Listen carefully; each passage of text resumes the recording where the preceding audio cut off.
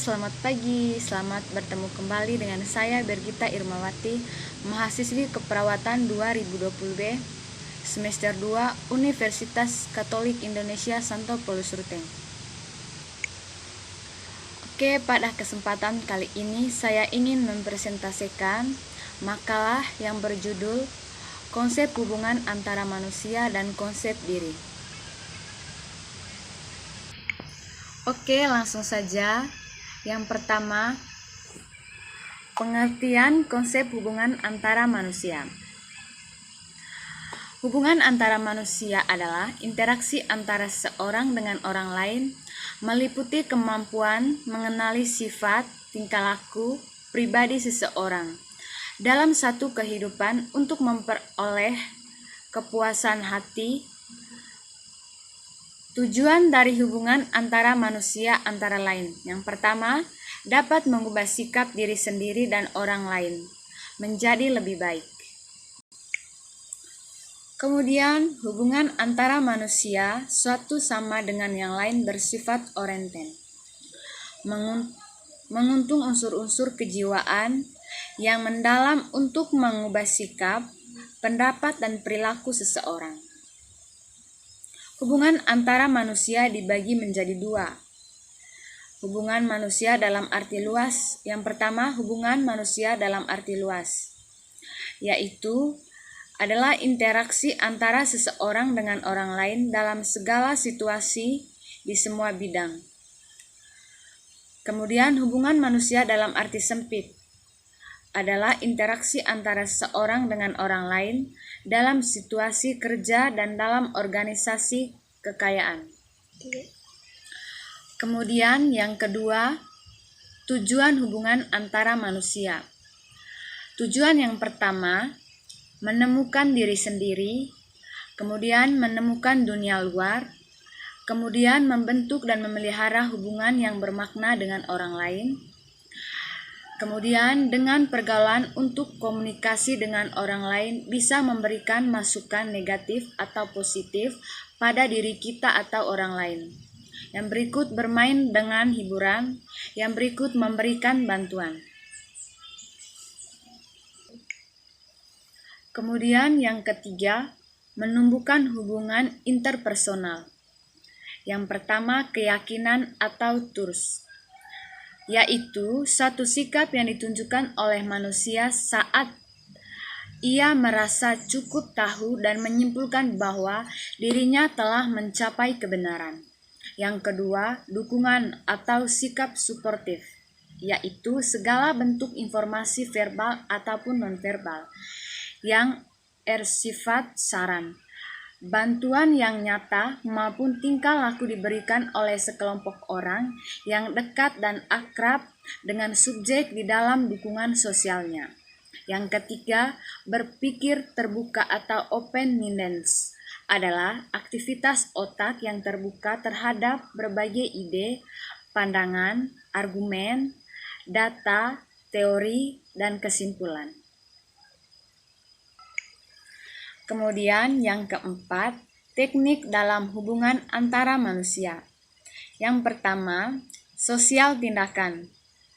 Yang kedua, menurut Max Weber, tindakan yaitu tindakan seorang individu yang dapat mempengaruhi individu lain dalam masyarakat. Kemudian kontak sosial. Kemudian kontak sosial itu sendiri adalah hubungan antara suatu pihak dengan pihak lain yang merupakan terjadinya awal interaksi sosial. Kemudian komunikasi sosial. Komunikasi sosial itu sendiri yaitu terjadi saat kontak sosial berlangsung. Secara harfiah, komunikasi merupakan hubungan atau pergaulan dengan orang lain. Kemudian yang kelima, konsep diri. Konsep diri itu atau self-concept, yaitu pandangan dan sikap individu terhadap diri sendiri. Pandangan diri terkait dengan dimensi fisik, karakteristik individual, dan motivasi diri. Kemudian pengertian konsep diri menurut para ahli. yaitu Stuart dan Sunden 2005. Yang pertama menurut Stuart dan Sunden, yaitu konsep diri adalah semua pikiran, keyakinan, dan kepercayaan yang merupakan pengetahuan individu tentang dirinya dan mempengaruhi hubungan dengan orang lain.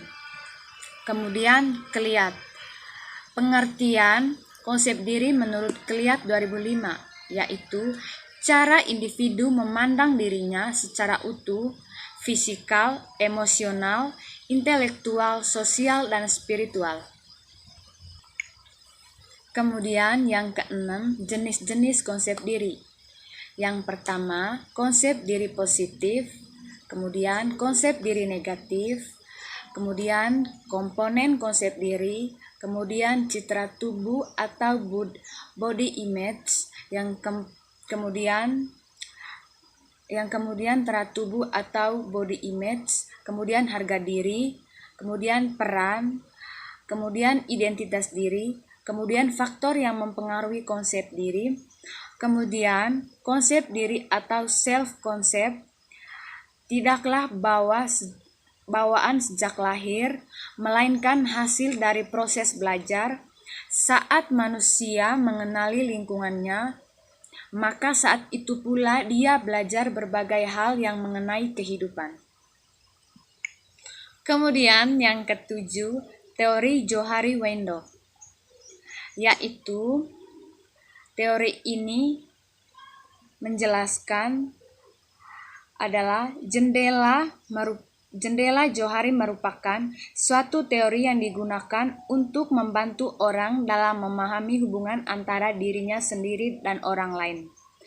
Teori Johari Window disebut juga teori kesadaran diri mengenai perilaku maupun pikiran yang ada di dalam diri sendiri maupun di dalam orang lain. Yang kedua, window atau jendela merupakan suatu hal yang menggambarkan bahwa teori ini memiliki 4 bagian seperti jendela. Johari merupakan singkatan dari 2 orang yang menciptakan teori disebut, yaitu Jo yang berarti Joseph dan Hari berarti Harrington. Kemudian, komunikasi merupakan proses pengiriman dan penerimaan pesan dari komunikator kepada komunikan untuk mencapai makna yang sama. Kemudian, komunikasi membutuhkan umpan balik dari seseorang yang artinya bahwa komunikasi tersebut dapat berjalan dengan baik. Yang kedelapan, konsep teori Johari Window. Yang pertama, konsep teori Johari Window digunakan untuk menciptakan hubungan interpersonal dan intrapersonal, yaitu hubungan pada diri sendiri dan hubungan antara diri sendiri dengan orang lain. Kemudian, open self, yaitu wilayah terbuka, atau merupakan suatu keadaan di mana seseorang saling terbuka terhadap dirinya sendiri maupun orang lain.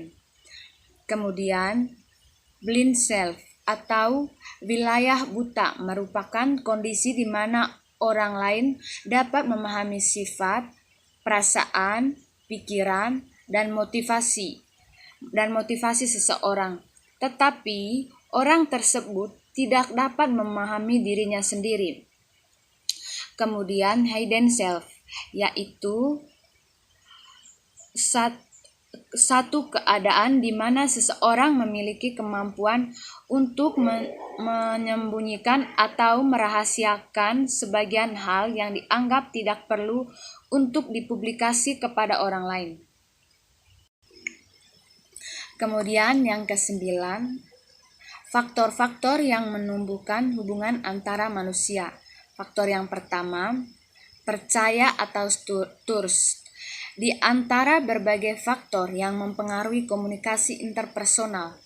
Kemudian, faktor percaya ini adalah yang paling penting, sikap suportif. Sikap suportif ini sikap yang mengurangi sikap defensif dalam komunikasi. Orang bersikap defensif bila ia tidak menerima, tidak jujur, dan tidak empatis.